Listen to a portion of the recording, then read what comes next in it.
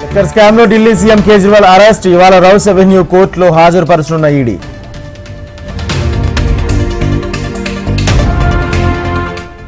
కేజ్రీవాల్ అరెస్టుపై విపక్ష నేతల మండిపాటు. కేంద్రం తీరుపై ఆప్ మంత్రులు ఆగ్రహం.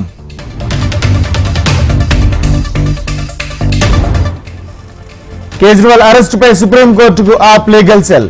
ఇవాళ పిటిషన్పై విచారణ జరిపే అవకాశం. ఎమ్మెల్సీ కవితను 5వ రోజు విచారించనున్న ఈడీ.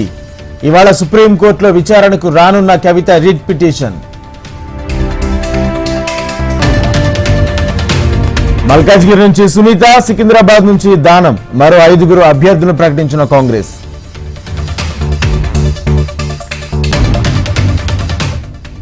మల్కాజ్గిరి పార్లమెంట్ స్థానంపై రేవంత్ సమీక్ష. కాంగ్రెస్ జెండా ఎగరవేయాలన్న సీఎం.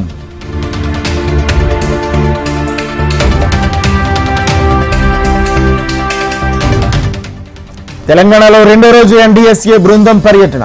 ఇరిగేషన్ అధికారులు, ఇంజనీరింగ్ నిపుణులతో భేటీ.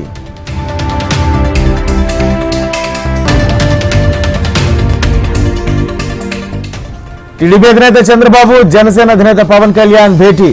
టికెట్లు, అభ్యర్థుల ఎంపిక, ప్రచారంపై చర్చించిన నేతలు.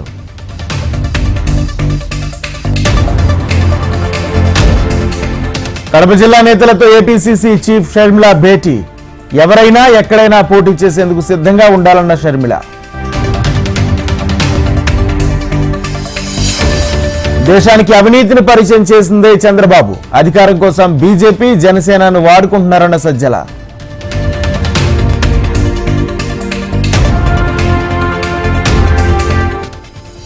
ప్రజాగళం సభలో భద్రతా వైఫల్యంపై ఈసీ సీరియస్. నివేదిక ఇవ్వాలని ఏపీ సీఈఓకు ఆదేశాలు.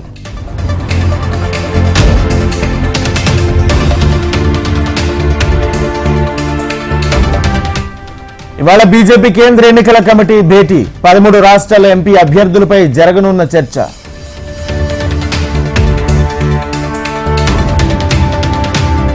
బీజేపీ కుట్రతోనే అకౌంట్లు ఫ్రీజ్ అంటూ కాంగ్రెస్ విమర్శలు. హస్తం విమర్శలు అబద్దాలన్న మంత్రి రవిశంకర్.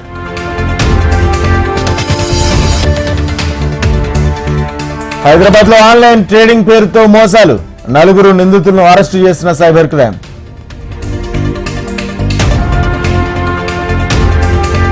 వేసవిలో నీటి ఎద్దడి లేకుండా చర్యలు తీసుకోవాలి. అధికారులకు దిశానిర్దేశం చేసిన ఏపీసీఎస్.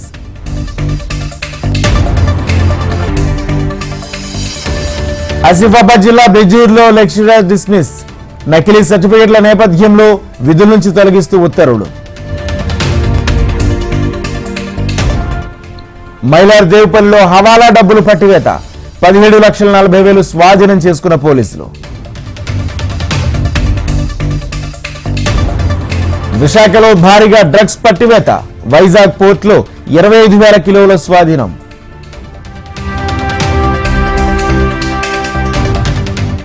ప్రైమరీలో బైడెన్, ట్రంప్ జోరు. ఏకపక్ష విజయం సాధించిన 2 నేతలు.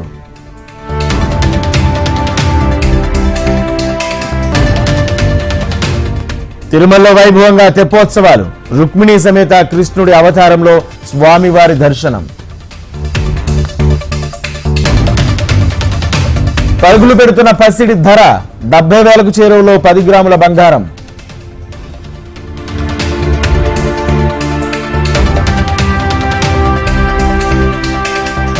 నేటి నుంచి ఐపీఎల్ మెగా లీగ్ ప్రారంభం. ఆరంభ పోరులో తలపడనున్న చెన్నై, బెంగళూరు.